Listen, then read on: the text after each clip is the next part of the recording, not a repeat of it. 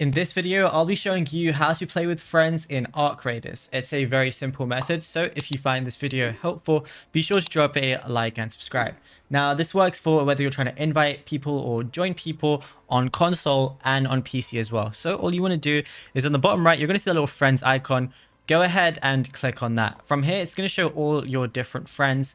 So all you got to do is go ahead and click on someone. And if you want to go ahead and invite them, you can invite them. If their party was open, it's also going to have a join option as well. So, it's up to you whether you want to invite or join them. If you want to add a friend, press this button right here. Then you can add their name, but it has to be their Embark ID if you want to go ahead and add them. And it's as simple as that. You can also copy your Embark ID if you want to add other friends. But yeah, that's how you do it. So if you want to add friends, you got to, obviously use your Embark ID or theirs.